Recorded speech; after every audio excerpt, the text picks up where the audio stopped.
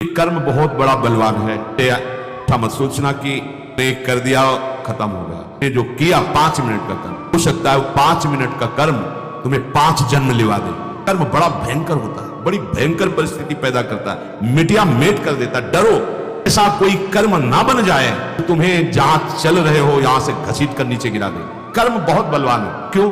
पहला इसका प्रभाव होता है बुद्धि का अपहरण करना, सबसे पहला प्रभाव होता है। जो आपने असत कर्म किया है, कोई और नहीं, तुम्हारी बुद्धि का अपहरण करके पहले वहीं ले जाया जाएगा जहां तुम्हें दंड भुगताना है। तुमसे वैसे बुलवा दिया जाएगा, तुमसे वैसे करवा दिया जाएगा जैसे तुम्हारी दुर्गति होगी, जैसे तुम्हारा अपमान होगा, जैसे तुम्हारी निंदा। क्या बोल दिया? तुम तो बोलने नहीं चाहते, ये क्या निकल गया? अब हाय हाय करते रहो, वो कर्म तुम्हारा बुलवा रहा है। ये मैंने क्या किया? मेरी तो कोई इच्छा ही नहीं थी। कैसे? वो कर्म है बलवान, जबरदस्ती बलात् तुमसे करवा दिया, जीवन भर जेल में, जीवन भर निंदा सो, जीवन भर भयंकर रोग से ग्रसित हो जा। कर्म इसे कोई खिलवाड़ में मत लीजिए। मस्ती, लोग कहते हैं अरे थोड़े दिन का जीवन मिला, मस्ती। मस्ती का क्या स्वरूप? बोले शराब पियो, मांस खाओ, व्यभिचार करो, मनमानी आचरण। कर्म चाखिलम विदुहु, भगवद आश्रित इस कर्म के रहस्य को जान जाता है। ये सृष्टि रचना क्यों हुई, कैसे हुई, भगवान क्या है, कैसे है, कोई प्रश्न बकाया नहीं रह जाता। जिसके जान लेने के बाद कुछ जानना बाकी नहीं रहता, वो प्रभु श्री हरि है। मनुष्य मात्र को देश काल परिस्थिति के अनुरूप जो कर्तव्य कर्म प्राप्त हो जाए उसे बड़ी निष्ठा से निर्वाह करना चाहिए। भाव समझिए, आपको जो शास्त्र उपदेश करते नहीं समझ पाओगे। इसीलिए गुरुदेव का वर्णन किया जाता है कि जैसे मेडिकल स्टोर रखा है, हम बीमार हैं और हो सकता है हम कोई ऐसी औषधि लेके खा ले जो हमारी बीमारी बढ़ जाए या मर भी सकते हैं, क्योंकि हमें पता नहीं ना है इसी में औषधि कहीं। अब उसकी खोज करने के लिए हमें डॉक्टर चाहिए। डॉक्टर ने हमारे मर्ज को देखा, उसकी अनुपात से दवा का, अमुक दवा इतने ढक्कन पियो, इतनी टेबलेट खाओ, इतना इंजेक्शन लगवाओ, ऐसा ऐसा। ऐसे ही शास्त्र मेडिकल स्टोर है भवरोग। हमारा स्वभाव, हमारी वृत्तियां, ये गुरुदेव देखते हैं, उसके अनुसार हमें उपदेश देते, तुम ये साधन स्वीकार करो, इस साधना से चलो, ऐसे तुम वहां पहुंच जाओगे। ये हुई दवा। अब हमको मेडिकल स्टोर से मतलब नहीं। गुरुदेव रूपी सद्वैद्य के द्वारा बताई हुई औषधि का सेवन करें और कुपथ्य का त्याग करें। सद्गुरु वैद्य वचन विश्वासा, संयम या न विषय कयासा, रोग नष्ट। मनुष्य मात्र को जो कर्तव्य दिया गया है उसमें तुम मनमानी बिल्कुल मत लगाओ, अभी मुक्त हो जाओ। बस यही हमारी कमी है, हम अपने मन की लगा देते हैं, सब बात बिगड़ जाती है। जहां मन की लगाया, ये वही मन है जो आज तक हमें भगवत प्राप्ति नहीं होने दिया। उसने मुझे प्रभु से विमुख करके संकटों में फंसा दिया।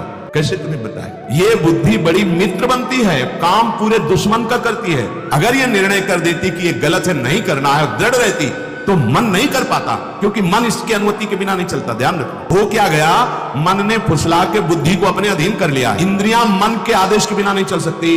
इंद्रियों ने मन को फुसला कर अपने अधीन कर लिया, मन ने बुद्धि को कर लिया और विषय ने इंद्रियों को वश में कर, सब उल्टा हो गया। जबकि बुद्धि के शासन में मन है, मन के शासन में इंद्रिया है, इंद्रिया शासित निर्विषय भगवत मार्ग। विषयों के प्रलोभन में इंद्रिया, इंद्रियों के बस में मन, मन के बस में बुद्धि, नरक का मार्ग, संसार का मार्ग। प्राय हम इसी लाइन में खड़े। विषयों के वशीभूत इंद्रियां, इंद्रियों के वशीभूत मन, मन के वशीभूत बुद्धि, उल्टा हो गया। कैसे हम इसे सन्मुख करें? बस केवल आज्ञा का पालन।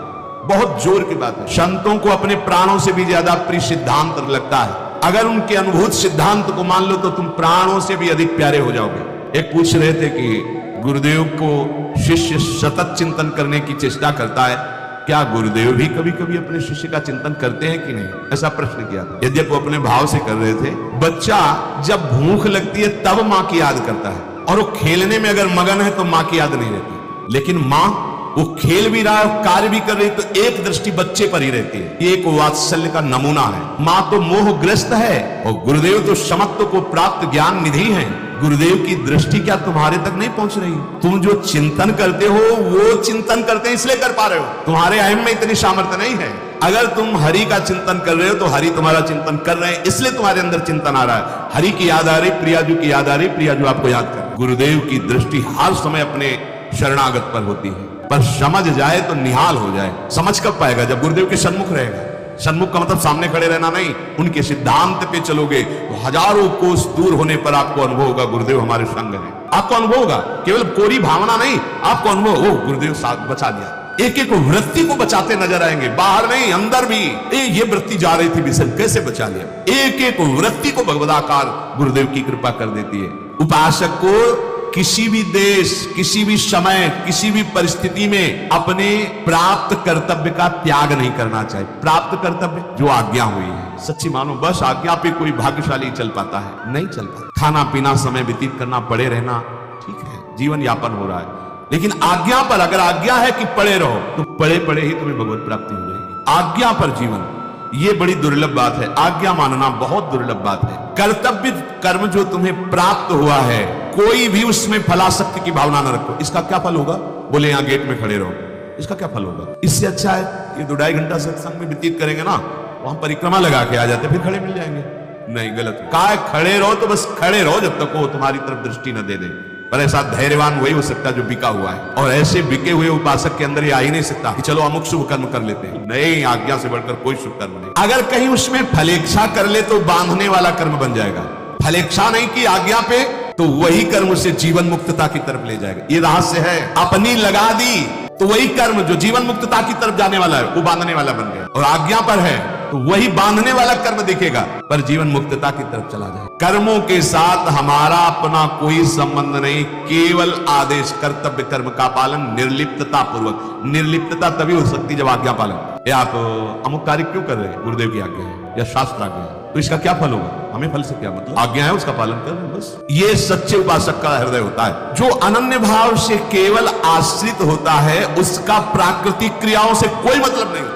ये बड़ा सूक्ष्म रहस्य है। किसी भी पदार्थ और व्यक्ति से कोई मतलब नहीं होता क्योंकि भगवत आश्रित है। तो बोले होते हो फिर एकदम एकांत गुफा में बैठा, नहीं, लाखों की सभा में रहते हुए भी, समाज में रहते हुए किसी से कोई संबंध नहीं, सबकी सेवा करते हुए भी किसी से कोई संबंध नहीं, क्योंकि संबंध तो प्रभु से और उन्हीं की आज्ञा का पालन कर रहा है। मात्र दृष्टि केवल प्रभु की तरफ होती है। ये रहस्य ठीक तरह से समझ में आ जाए, सब बात बन जाए। सब क्रियाएं, सबसे मिलना, व्यवहार करना, सब पदार्थों के बीच में रहते हुए भी उसकी कोई भी बंधन वृत्ति नहीं होती। ना कोई पदार्थ बांध सकता है उसे, ना कोई व्यक्ति, ना कोई क्रिया, ना कोई विषय। तो क्योंकि उसकी आंतरिक वृत्ति भगवत आश्रय में होती है। ये प्रभु की प्रसन्नता के लिए कर रहे हैं, ये अपने गुरुदेव की आज्ञा पालन के लिए कर रहे हैं। क्रियाओं का आरंभ और अंत होता है। आरंभ और अंत वाली क्रियाओं से अनंत को नहीं प्राप्त किया जा सकता।